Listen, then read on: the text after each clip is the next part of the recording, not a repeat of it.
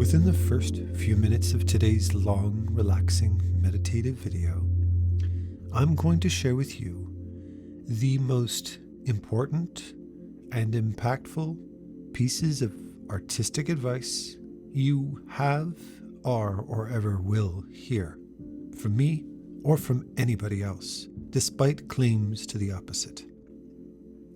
And one might say, but Adam, that doesn't make for a very smart video, because if you give away the goods right away, people are going to feel compelled to continue listening.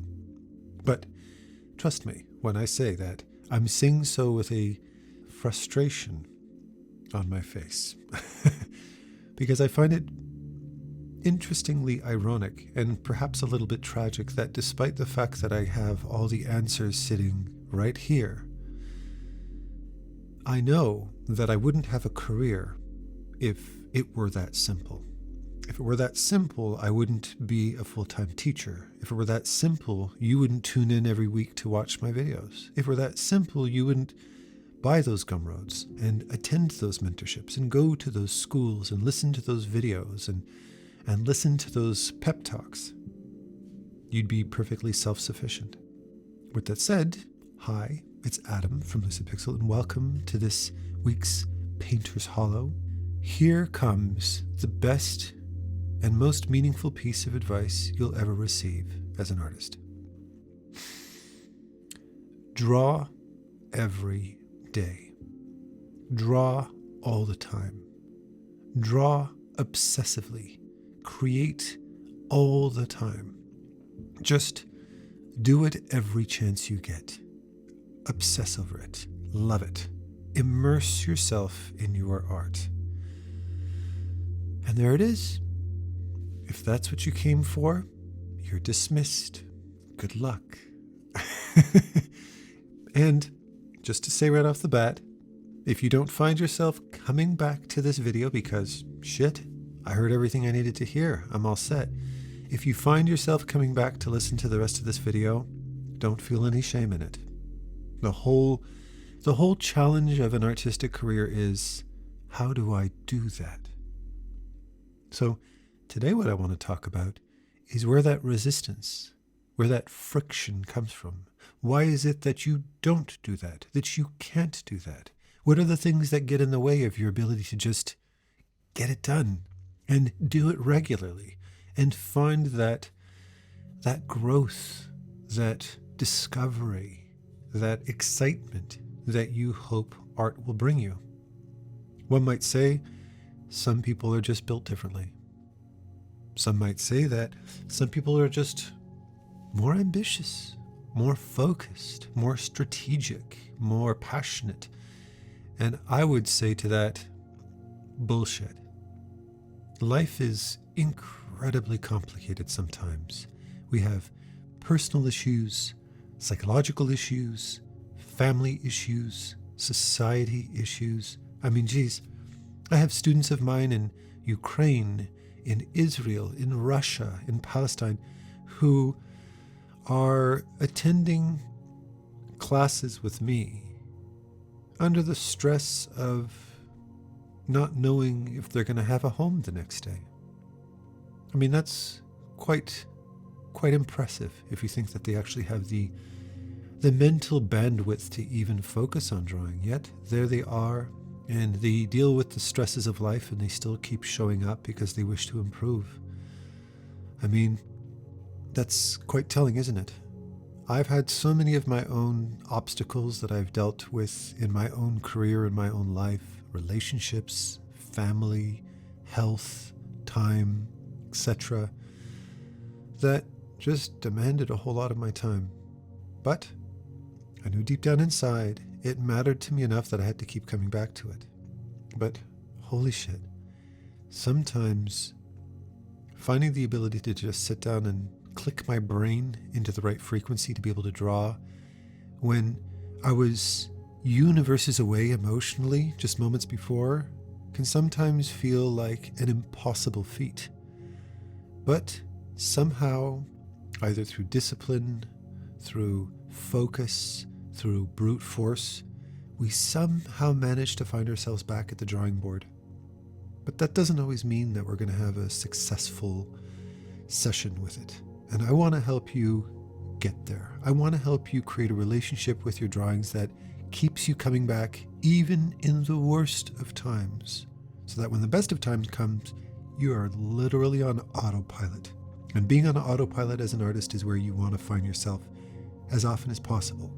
One of the things that I've learned as a professional who runs a school, who makes YouTube videos, who has to do video production, who has to take care of his family and have all of these things he has to do, on top of the fact that I draw at every free moment that I have. It doesn't matter if it's first thing in the morning when I get back from the gym after I take my shower, right after I finish teaching a 2-hour class, right after editing videos and being a little bit creatively drained, finishing a day of work and picking up my stylus and working on my drawings again.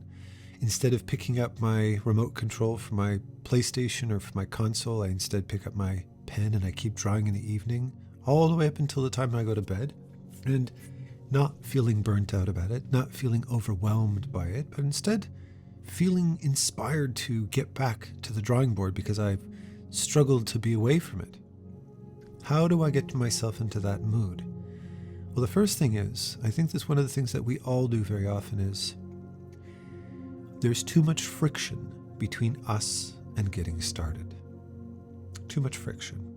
One of my favorite quotes that I just read, I just finished the book, The War of Art, and in it, what he says is, the hardest thing about painting is not painting. It's sitting down to paint. Well, I couldn't find a more accurate place to stick that quote. So how do I remove friction? How do I get myself to sit down to paint? Well, if every time I sit down to paint, I need to find some reference, I need to find a theme, I need to find something I need to draw, or if I do have reference, my reference is a chaotic mess of a bunch of random things that I have to filter through to try to find some scrap of visual inspiration to give me a sense of momentum without any structure or foundation or style or anything to go by. Then what I'm doing is I'm rolling dice on whether or not that day I'm going to roll a number high enough to get me motivated, that I'll hopefully find something that I like eventually, and once I find that thing, I'm going to give it a shot, and hopefully after enough brute force effort, something manages to come out of it, and I gain enough momentum to make me feel like I've been productive with that time and I've done something good enough that I feel like I want to come back to it to finish that idea. All of that time and effort that I've put into researching could be time I could be dedicating to just immediately starting a drawing. So one of the things that I do very regularly on my phone, on my iPad, on my computer when I get the chance is, whenever I'm bored, I don't have anything to do with myself, I'm kind of just sitting there, kind of trying to figure out what to do with my time, I'll go on Pinterest. I'll go on my favorite image app that I like to use that I've spoken about in the past, Eagle. It's a really wonderful app. And I'll go through there and I'll just start researching artwork based off of a certain type of theme that I like, albeit something Dark Soulsian, something creature, something a little bit more sci-fi, something a little bit more alien, whatever it is I'm interested in. And I'll compile, by falling down that Pinterest rabbit hole, I build on my image reference bank. And a little piece of advice that I very often give to my students or anybody who takes consultations with me is start a Pinterest page with only one reference board. If you look at my Pinterest board, I've got one that I've been building for over 7 years, 7 years, something along those lines. There are thousands of images in it, but it's one board. It's not 20 boards of different artists.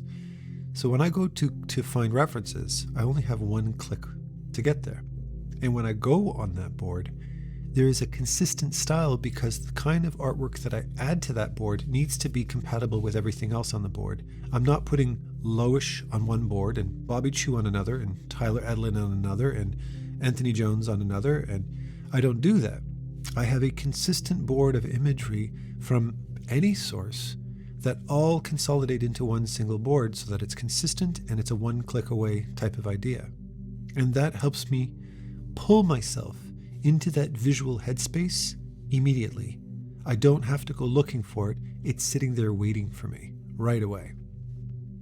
The other thing I would say is make sure that whenever you're gathering those references, that if you have a moment of inspiration where you decide to start researching a type of art that's completely foreign to the type of art that you normally enjoy, or at least the type of art that you've decided to research more in depth at that particular point in time, and you don't want to derail yourself, be careful not to add images to that board that are too different in style and color and theme, because that will very quickly dilute Pinterest's algorithm, and it's going to start recommending random stuff to you, just like Instagram would.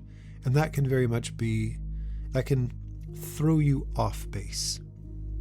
If you ever feel like you worked on a certain piece of art, or you tried to explore a certain type of drawing that you wanted to explore just because the artist or the reference that you referenced was just so interesting and so pretty, and you desired doing it, but it was something completely foreign to what you normally do, and you find yourself losing footing, you find yourself losing your flow, you find yourself walking away at the end of that going, wow, I feel worse than when I started. That's very often an indication that you tried to over-diversify yourself too quickly. You didn't evolve naturally into exploring a certain style when your body was ready for it. You're flip-flopping too much. Maybe you're somebody who does, illustrations like me, dark fantasy value sculptor type of paintings, and then you decide to try out cartoon animation because there was a cartoonist you thought was super cool, but there's no compatibility. So that what you took for granted was the fact that in order for you to get good at that other type of art style, you'd essentially have to erase everything you've gained so far and starting from scratch. The equivalent of getting 2/3 of a way through a video game, and before you finish it, you start a new video game. You basically have to start that progress all over again. And that exhausting idea, that exhausting prospect of starting over when you never satisfied that original intention can be a very discouraging feeling, because it's the feeling like, it's a feeling like you gained a bunch of gold in a video game and then you got killed and lost it all after so much work. So don't put yourself in a position of discouragement. You want to feel a little bit of satisfaction of growth and momentum every single time you sit down to draw. The other thing is your workspace. I remember back before I moved to this new home that I've lived in now for about 5 years or so, I didn't have a designated space for producing YouTube videos because I kept having kids. And every time I have a kid, a room in the house would get lost, and I would slowly have to migrate into a tighter and tighter corner of my house.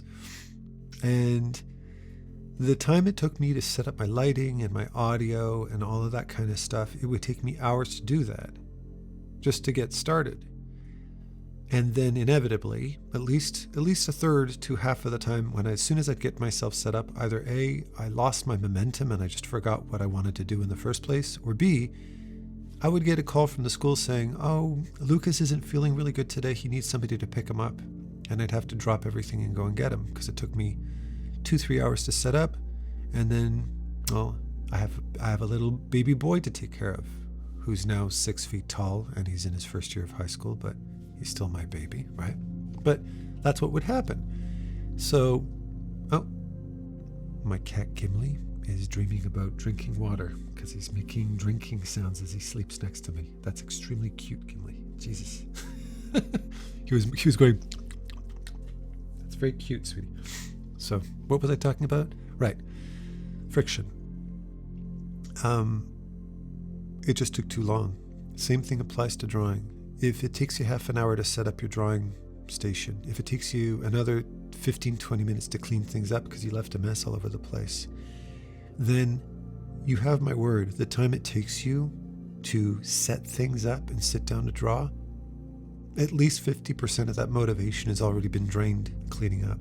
So take care in your workspace. Even if you've got this tiny little nook with your little drawing tablet, with your little sketchbook in your little corner, with a candle because you don't have electricity and you're suffering in the darkness and you can only draw. I don't know, I became my grandmother all of a sudden. And the only way you can draw is by using a needle, a rusty needle, to prick the tip of your finger to draw meager designs on your old, yellowed, stained paper. Make sure that setup process is direct. You don't want to spend half an hour cleaning yourself up. Honestly, taking care of your space, making sure you can sit down and just get into drawing right away, putting time off hours to prepare yourself so when you do sit down to draw, it's an immediate process. It doesn't take forever. Will make all the difference for you because you are not wasting energy planning. You're using that energy creating. And from somebody like me who you could consider hyper productive, who manages multiple things, the greatest lesson I ever learned is I don't want to set up my camera. I don't want to set up my lighting. I don't want to set up my tablet or set up my image reference bank when it's time to draw, when it's time to shoot. I just click the video on, I turn on my microphone, I fire up my computer, and I'm ready to go. Lastly, a professional mindset. What does that mean? Well, I'll tell you what it's not. It's not hustle culture. That's not what a professional mindset is. Hustle culture is, in my experienced perspective, somebody who's been doing this for decades, is the battle cry of the amateur.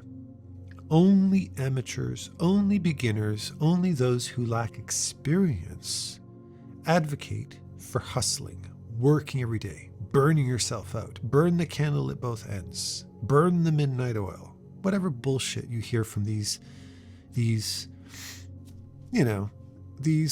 fitness gurus, these professional consultants.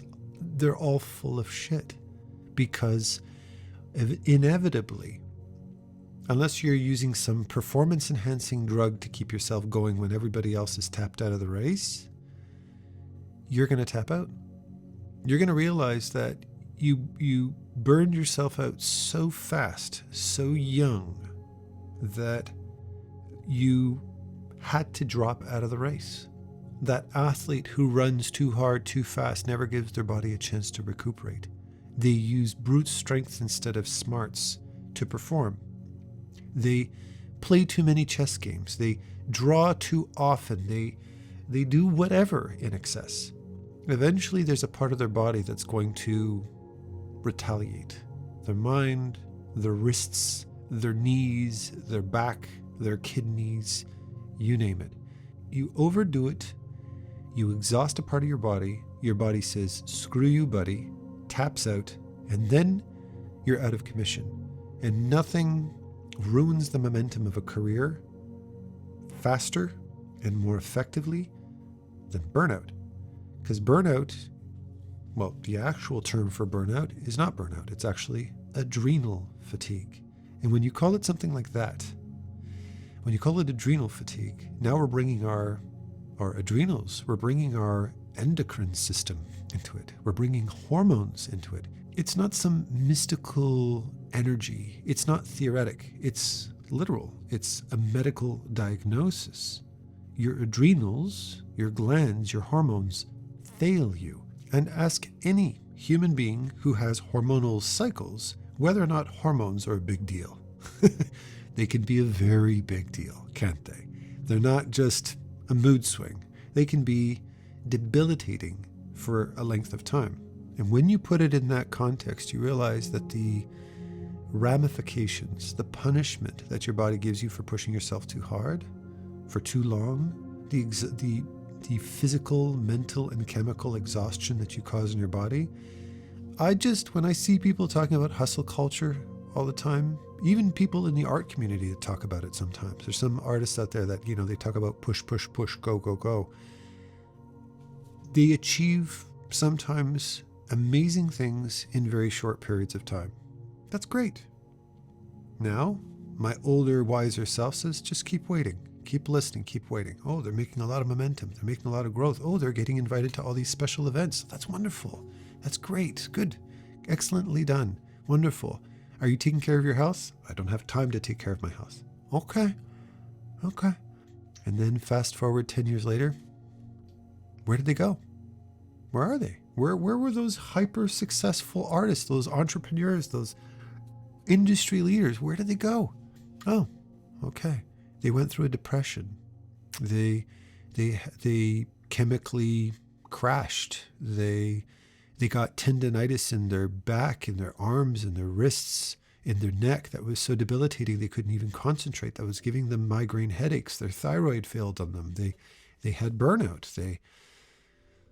The list goes on and on and on. And if you don't take proper care of yourself, of your medical self, of your emotional self, if you keep putting your emotional needs aside, your brain is a living organism. It's not, you don't have spiritual energy floating around in your skull cavity. No, there's an organ in there that needs to be taken care of. It's a physical thing. The same way you need to go to the gym and work out or go for runs or walks with your loved ones to get fresh air and exercise, your brain needs that too. And if you neglect that, it's fine, neglect it. But Mother Nature is very consistent with the lessons that she teaches all of us humans, and she will humanize and humble you very, very quickly. So let me just make that extremely clear. Balance and focusing on every aspect of yourself is extremely important to maintaining a long career. The reason why I'm very, very proud to be able to sit here with you today, approaching 50 in just a couple of months. I'm going to be 50 years old, in the best shape I've ever been in the best mood I've ever been in, is because I was fortunate enough that my body punished me very early on. I started getting back herniations from dancing in improper ways and not conditioning my body in proper ways. And that pain reminded me once a year, don't take your body for granted. Don't sit down in a chair 24 hours a day. It's killing you. My thyroid failed on me and I started to feel sick. Probably brought on prematurely, whether it be hereditary or not, because hypothyroidism runs through my family. But I'm sure that the stresses I went through in my life, relationships and personal stresses and troubles and stuff like that, that accumulated so quickly in my body that my body said, okay, down goes the thyroid. What are you going to do now? Well, I had to stop and figure that out. But thankfully, I had the personality that for me, when it came to stress, when it came to challenges, I tend to work my way through my challenges. I tend to self-educate. I tend to research. I tend to consult with lots and lots of professionals who know things extremely well to help me to manage myself better. And thankfully, I had a scratch enough discipline to be able to pull myself out of it and plug the holes of my personality to the best of my ability. I've still got I'm still leaking all over the place. I've still got lots of holes to plug, but it helped me to develop a healthy, balanced mindset. I go to the gym every day. I write every day. I meditate every day. I play with my cats every day. I eat well as often as I can, pretty much every day. I spend time with my family every day. I take care of my space every day. That's what I do every moment that I'm not doing that other thing that I love to do every day. Draw. I love to draw every single day, every chance I get. And I do so in healthy bursts, 1 hour, 2 hours maybe, depending on the flow that I'm in. Sometimes only 20 minutes to 30 minutes, but I do it frequently and I keep coming back to it. And if my body starts to get achy, I get out of my chair. I do some stretches. I go for a walk. I sit outside in the sun for 10 minutes and I get a little bit of vitamin D. Seasonally permitting, of course, because autumn is approaching. But it's that balance that has taught me and has granted me over the long game the gift of health, mental health, physical health, family health, and if you're religious, spiritual health, that allows me to not have to abandon it when things go bad. Mother Nature is a wonderful teacher. And if you're somebody who hasn't learned that balance yet, and you go, yeah, it's okay, I'm 25, it's fine. Yeah, what might not be a big deal when you're 25 is going to be a huge problem when you're 40. And my advice to you, if you choose to listen to it or not, is listen to your body. Respect yourself. Really take really good care of yourself. Don't be obsessive. Don't be one of those, those people who live on the fringes because they take all of this pseudo advice from all of these health gurus and shit like that. No. I'm talking scientific, healthy advice, but try your best as often as you can not to abuse yourself. And when you turn 50 like me, you're going to have a healthy body to lean on. You're going to have an optimistic perspective on the world around you, because the love you give yourself is going to translate into a love for the world around you and a respect for your fellow human, a respect for your fellow person. This next piece of advice is probably the biggest deal of all when it comes to maintaining a healthy professional mood associated with your artwork. And it's your relationship with time. And I would kind of package this thought up by saying that we very often as artists tend to overvalue time. We overvalue it, meaning that if we spend a long time on something, like our art, something that can take hours or even days to work on, and after all those efforts, I'm sure all of you, especially if you've been doing this for long enough, every one of you can relate to that crappy feeling of knowing that you've worked so hard to make that illustration work, that painting work, that drawing work. When you step back and you look at it and you go, this sucks. I tried for hours or even days to make this work, but there was something foundationally shitty about it, and that weak beginning translated into a very frustrating uphill battle trying to get this drawing to work. And now, after all of that time and effort and editing and referencing and researching, I don't want to have to throw this in the garbage. But I also don't want anybody to see this, because I am not proud of it, and I don't think anybody else is going to give a crap about it. I lost grip on the idea somewhere down the line. It fell apart. Maybe it's salvageable if I go back far enough, but is it worth it? I'll give you a perfect example of where this happened to me. A recent painting, one of my most recent paintings I did of that very squared, brutish warrior with the big square battle hammer, that character. Notice that painting spanned over 2 videos. The first video was kind of the initial blockhead, the original intention of it, with these kind of desaturated, gloomy tones to it, this overcast lighting that I've been enjoying a lot in paintings recently. And then the next video, the following week, was a finished, rendered, polished version of that, where I put many more hours into that painting, right?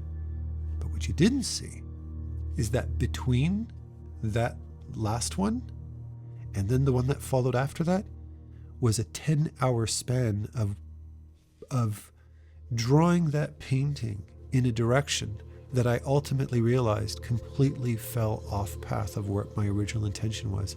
And despite all of the work and the effort and the coloring and the lighting and the atmosphere and the scene and everything that went into that, a fully realized illustration, I looked at it and I thought, no, I don't like it. It became overkill. I tried to compensate for a bad direction, going off the beaten path and not being able to find my back on through brute force and information and detail. And I thought, no, this is a failed drawing. Days I spent on that. But did I want to throw it in the garbage? No, because even though I had reached version 15 of that drawing, looking back at that version 3, where I left off with you in that painting, I was on the right track there, and I could see between version 3 and version 4, I derailed myself, I got thrown off path, and I decided to scrap well over 10 hours of work, go back to that early phase, and pick up from there where I left off, because the beginning was strong. But everything that followed after that fell apart. And boy, oh boy, am I grateful that I did. Because I revisited that painting with a stronger sense of purpose, a renewed sense of direction, realizing my intentions, and then successfully executing it that second time around. And in order for me to be able to do that, in order for me not to feel devastated and exhausted and discouraged and want to give up on my drawing altogether, maybe even just take a break from drawing in general, because that's a lot of time and energy investment into that, I didn't give it a second thought.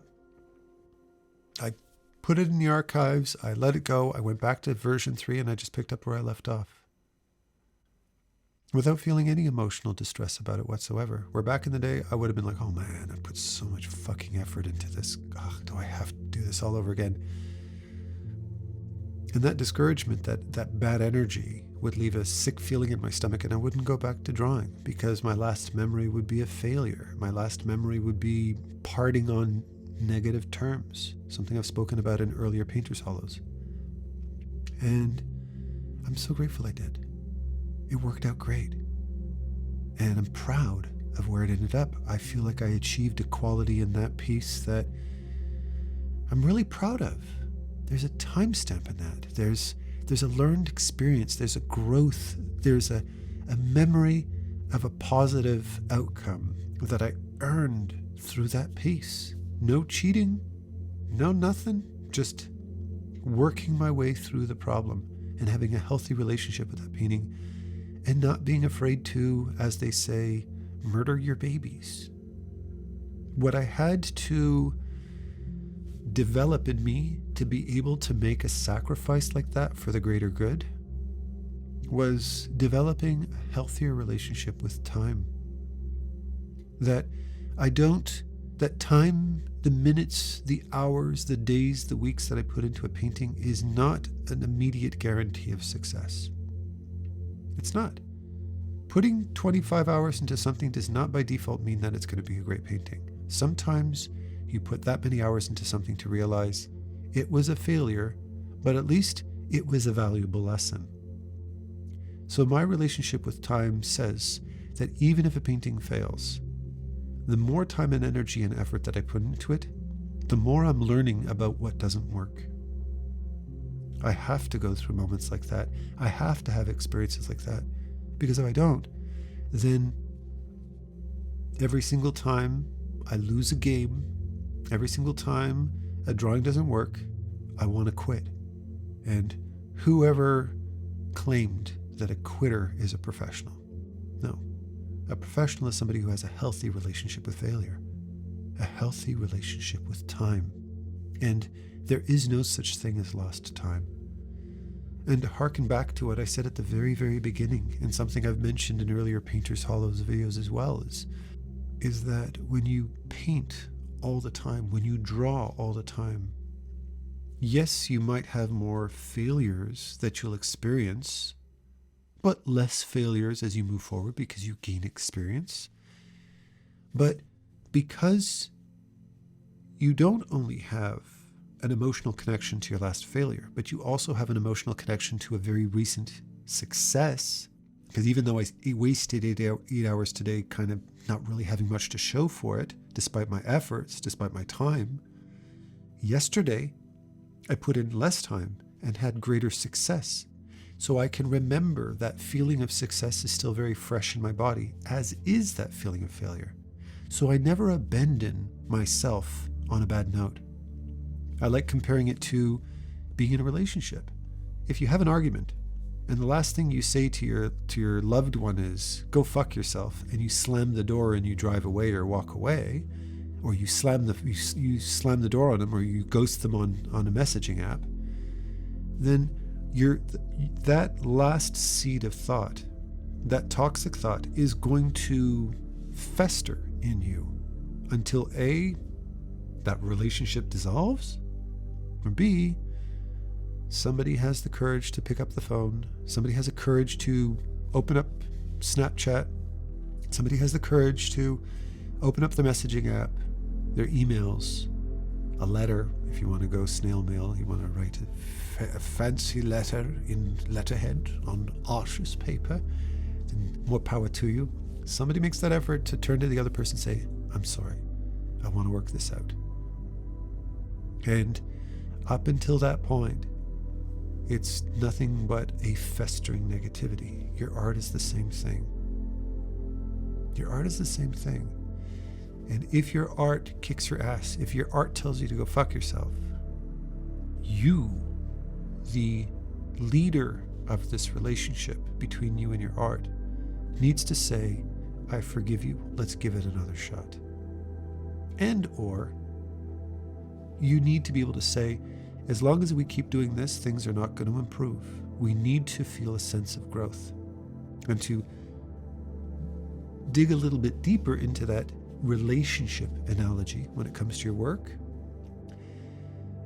an indication of a toxic relationship is not when you argue or have conflict, taking into consideration how healthy those conflicts are, of course, but in a case of a normal, healthy argument, dispute, where you vent on each other, a relationship will never grow and thrive unless growth comes from conflict.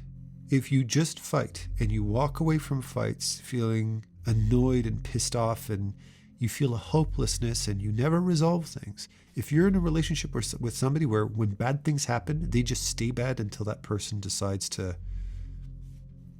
maybe or maybe not talk to you again, but never gives you the catharsis, never gives you the satisfaction of a resolution, of a realization, of a mutually beneficial decision at the end of that fight, if that doesn't come, your relationship is doomed, isn't it? The sign of a healthy relationship is that when you do have arguments, when you do have a fight, when there is a disagreement, that you work it out together when you're feeling better and you're feeling in better spirits, and you learn something new about each other through that conflict. And that's where that relationship grows. That's where you overcome those challenges. Now the next time that comes around, you have a deeper respect for each other, a mutual respect, by overcoming these obstacles together. The same thing applies to your art. If you just say screw your art, drop it, give it up, not give it a second chance, walk away on a negative spirit and say, fuck it, I'll pick it up whenever I feel like it, I don't care anymore, you're not growing. You're not giving those arguments a chance to be learning experiences. So when I screw up a painting, when I screw up a drawing, my professional mindset is not, well, don't ever do that again. It's, okay, where did this go wrong? I was working on the painting in version 3. It was really, really good. And then where the hell did this end up? This whole conversation, hypothetically speaking, this entire conversation just devolved into just a toxic waste dump of argument and stress. How the hell did we end up here? What the fuck did I do wrong? Okay, well, let's look at it objectively. I lost sight of the colors. My image references started to get a little bit too confused. I started listening to the wrong kind of music. I should be listening to Vati Vidya. I should be listening to Bobby Rebholz when I'm drawing. I shouldn't be watching stuff that's too upbeat. That energy influenced me. I'm too sensitive to sound. I'm too sensitive to ambience when I'm painting. I'm too easily influenced. I get caught up in my energy too quickly. Man, the wrong song can completely transform my mindset. Okay, says Adam to Adam's art. Don't play music that is not compatible with my paintings. Don't listen to YouTubers or videos or tutorials where the energy does not match the energy of your piece, or you're going to lose sight. You're going to get caught up in the whimsy of this other style and completely lose sight of your original intention. And it's very important to be consistent with your vision so that everything is cohesive at the end of your piece. Otherwise it becomes this mix of too many different incompatible styles and it's going to fall apart. Okay, so what are we going to do about it this time? Well, let's go back to foundation. Let's go back to version 3. See where we reanalyze what our intention was. Make sure we're listening to the right soundtrack. Make sure we don't lose sight of our planned colors and our planned values, our planned intention, and take it from there. Let's try again. And that second time around it worked. And if it doesn't, okay. It posed another, there's a roadblock there. There's something happening. What do I do? Okay. Well, this time I was using shape language that didn't fit. You had this kind of blocky, square, almost dwarvish type of graphic shape language. And then you started to throw in snakes that those curves were not consistent with the square. Okay, then scrap the snakes. Keep those pauldrons square. If you're listening to me sing, go back and watch that video. You're going to see me experiment with different ideas. You're going to see me experiment with ideas and then erase them. And he was drawing snakes, and then all of a sudden those snakes disappeared. Why? Because I was catching myself in the middle of an argument. I'd already made that mistake with that first 12-hour tangent that led me nowhere. That's the equivalent. You seeing me delete those snakes on those pauldrons is physical evidence of me being in the middle of an argument, seeing that my partner said something that triggered me, and maybe go, fuck it, how dare she? And then go, no. Adam, take a deep breath. Don't get caught up. Take a deep breath and come back patiently and compassionately. Okay. I can see you're upset. I said something that upsets you. Is it because I said that word you don't like? Okay, sorry. I have to catch myself doing that. Thank you, Adam. I appreciate that. Okay. I'm sorry. I'm sorry too. Hug it out? Okay, let's hug it out. And I hugged it out with my painting. And I deleted those and I went back to the drawing. I went back to that consistent style. Man, did it require a lot of focus. Man, did it require a lot of energy. But it was time well spent. And I'm walking away at the end of that a bigger, better, wiser partner with my own art. And I also know that to be a good partner in any relationship, which your art is, you need to keep that flame of passion alive by reminding yourself every chance you get to indulge in the romance of your art. And speaking of great partnerships, thank you so much for bearing my banter for the last little while. I so appreciate the fact that you're still here, sharing in this moment with me. Hopefully you're lost deep in a painting. Of course, I want you to enjoy listening to the rest of the song when I'm done talking, because I always let the songs trail on after the video, after my conversation ends. And I love you all with all my heart. And happy painting. Take care.